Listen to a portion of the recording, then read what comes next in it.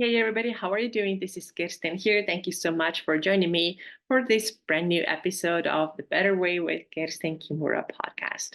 If you like this podcast, I would really appreciate a rating and a review. You can leave me a 5-star rating on Apple Podcasts, and the review would be super nice too. I really, really appreciate those reviews. And if you're listening to it on Spotify, you can share it with your friend. If you're watching this on YouTube, please subscribe so you never miss a video from me. And here too, please share this with your friends and family. Also, if you're not in my Fit and Feel Facebook group yet, please join because this is a super fun group.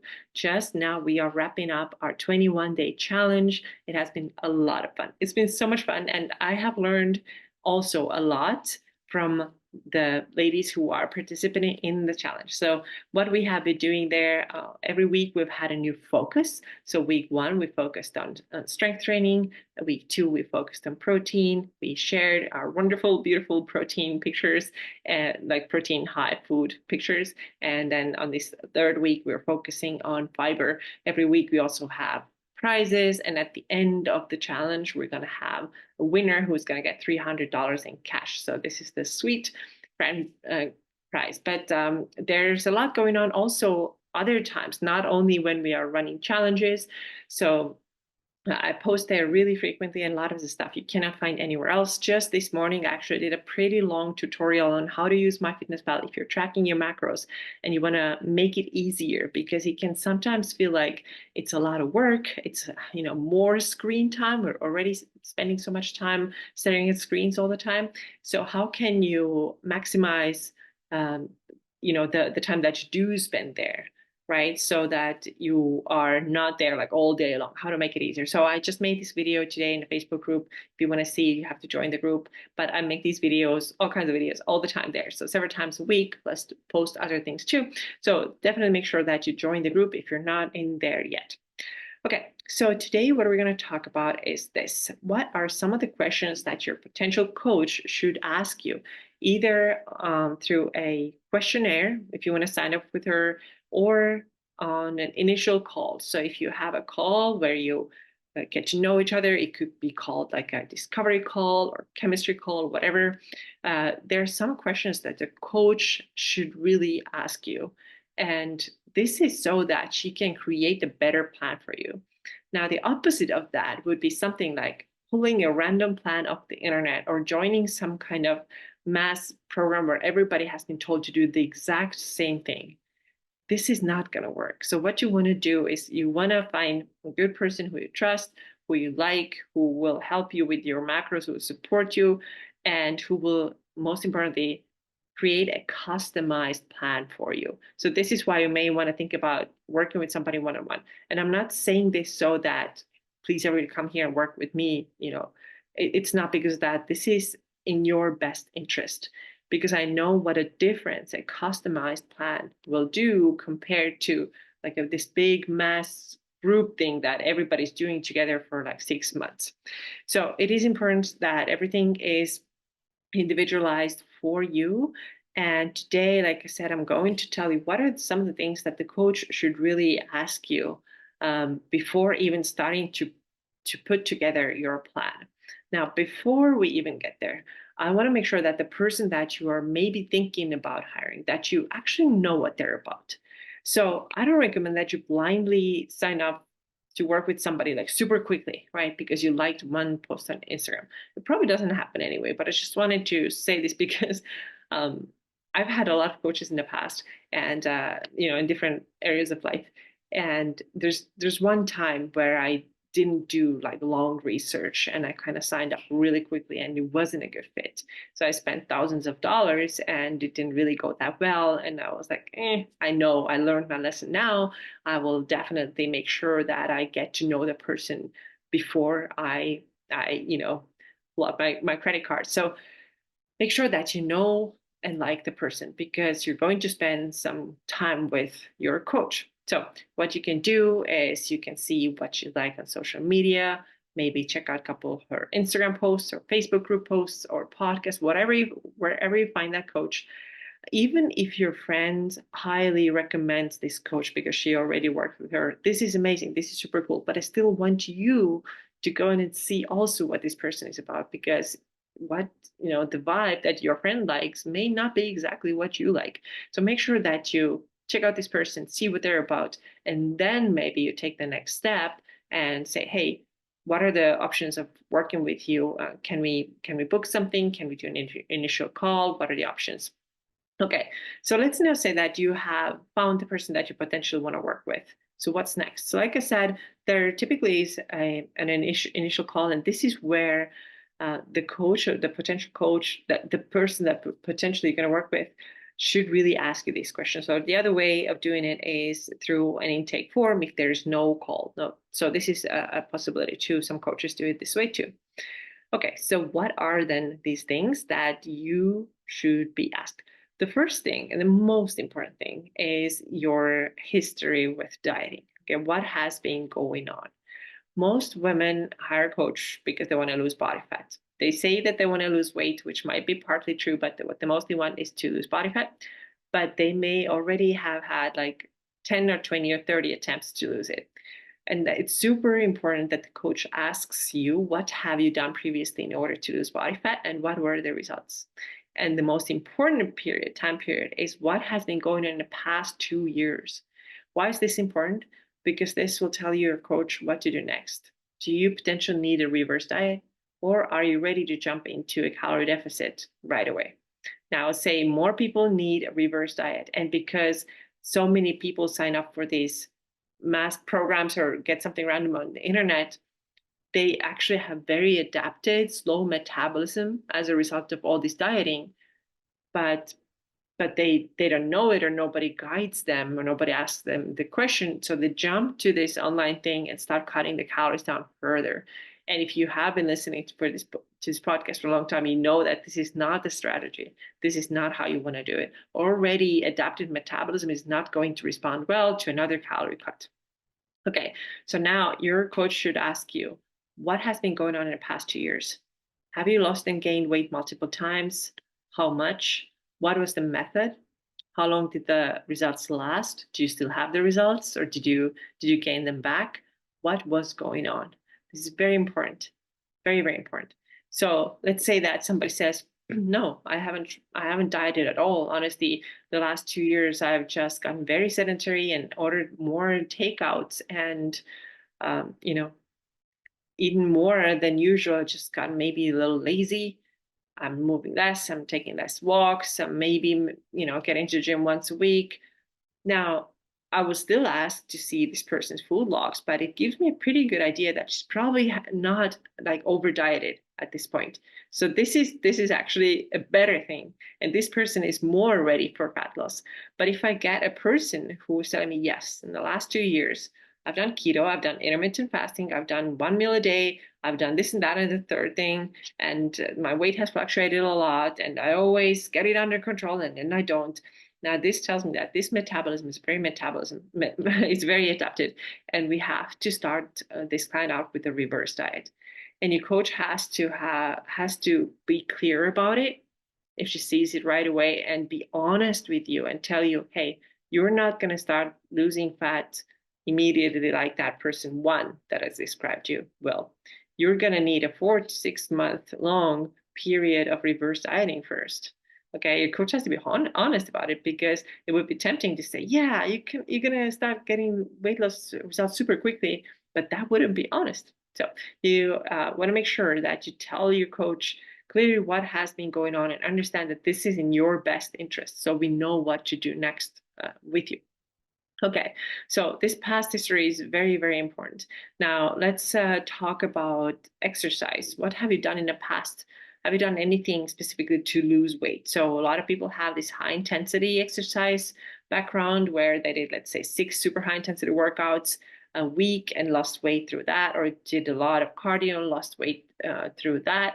It is important to know. Or maybe you are already lifting weights, which is absolutely awesome. So do we need to change your programming? What does your workout look like? What are you doing?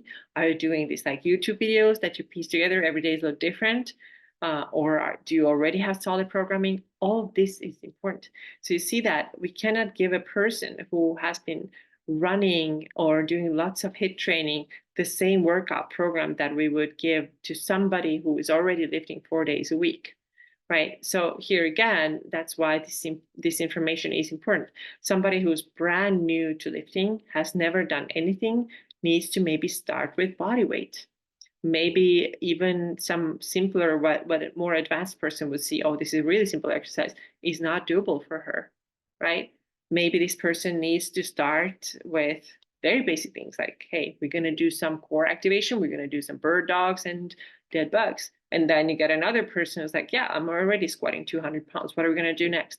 So you can see how, like, you cannot have the same approach for two so different people.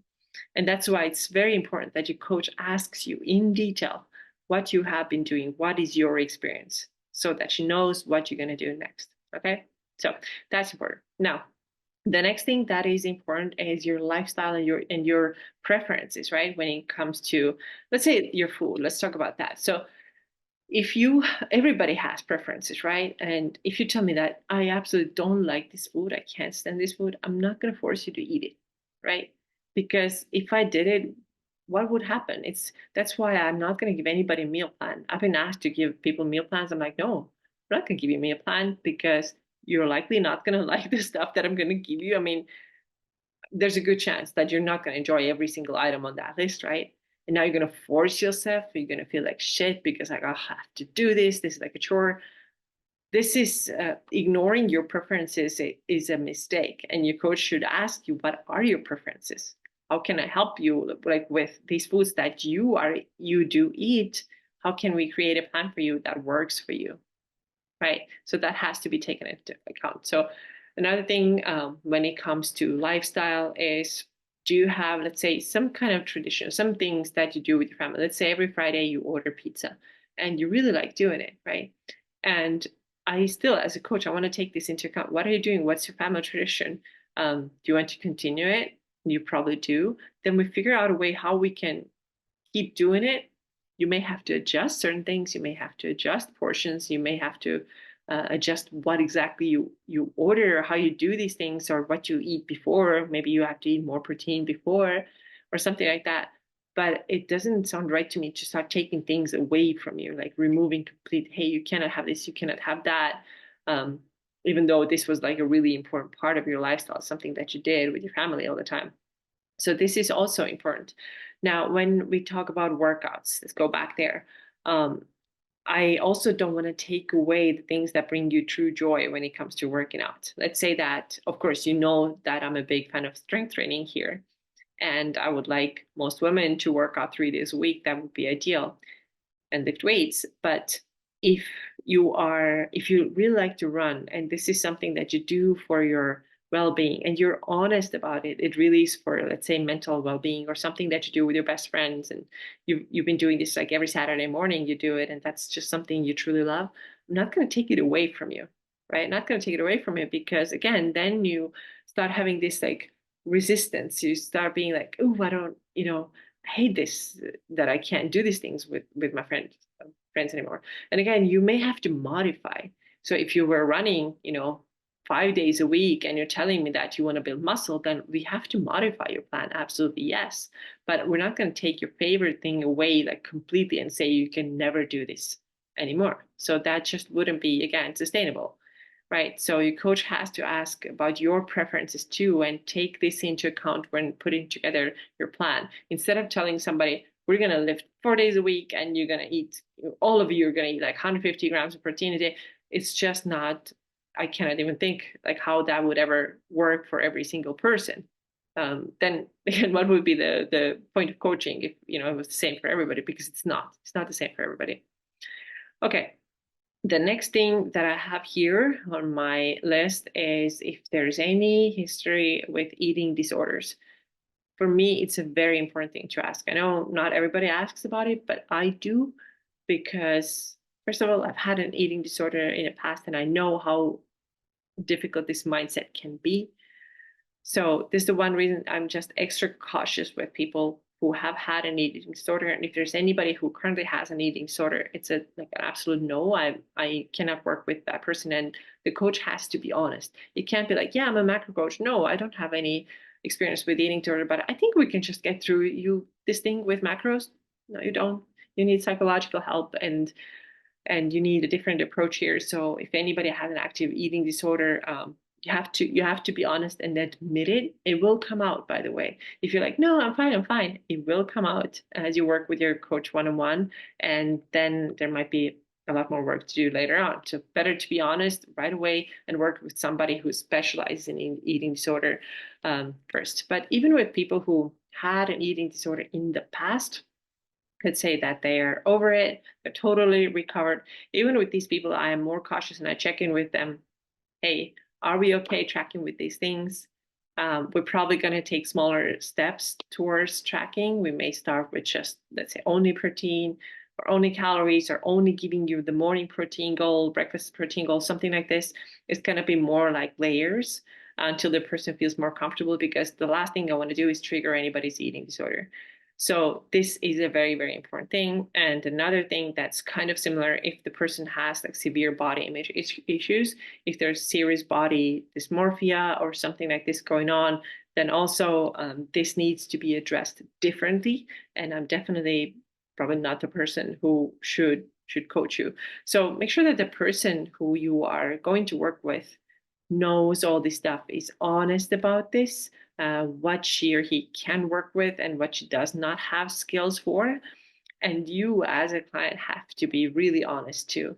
So don't like hide, don't say that everything is, that you don't have any issues in these areas if you actually do. You have to feel like you can connect with this person and you can be honest with this person that you're talking to, because at first, especially, you're going to have a lot of contact with your coach. You're going to talk. Well, it's different for every coach how they have it set up. But for me, at the moment, the first 4 weeks, I want to get on a call with you every week, and I want to know what's going on, how you're feeling, how are the adjustments feeling, what have you noticed, and so on. Later on, I have a lot of clients who only text me, and we don't even talk necessarily, but the call is always optional. Like they can always book a call if they want to, if they need to talk, if they have to go something over. Absolutely, they can always do it. And I also have a few clients who need calls weekly, and that's fine too. So it really depends. But again, this is how the coach has it set up. Everybody has it different. So, but you just have to be aware that, you have to have this level of trust that you can either text or you can get on a Zoom call or something like that, and you can trust the person and you can get the help that you need. So these are the important things that I think the coach should really ask you to get a really clear picture of who you are, what you need, what are your preferences, how can a coach then put together a plan that is based on all of these things. Because like I said, the mass programs, everybody's doing exactly the right thing, is probably not going to be good. I will say that these, if everybody has like one common goal, actually kind of like we had in the 21-day challenge, this can be a very good starting point, and this can move people towards healthier living in general. I think for that is excellent, because most people need to lift weights, and if they didn't yet, yes, let's start with 1 or 2 workouts, or if you're ready, we can start with 3. Okay, most people need to increase a little bit more, need to increase their protein. Most people need to increase their fruit and vegetable intake. These are actually all the things that we did in a challenge too. But what happens afterwards? If you want to get like more detailed, you want to get specific, you want to have, you have certain goals that you want to get or achieve, then these things have to be more individualized. For example, in this 21-day challenge that I did, I can't imagine giving everybody the same protein goal, exactly the same carbohydrate goal. It's just not going to work. People are just so different, and they're not going to get the best results. The best results are always you get them always when you have an individualized plan that is customized for you, and you have the accountability and you have the support that you need in order to successfully go through this program. Okay, so I really hope that whoever you decide to work with, if you do decide to work with somebody, that this person asks you these questions, that you give them detailed answers, because this is teamwork here. We are both working so that you can get the results that you really desire and deserve. All right, so this is all I have for you today. Thank you so much for listening, and I'll see you again in the next episode. Take care.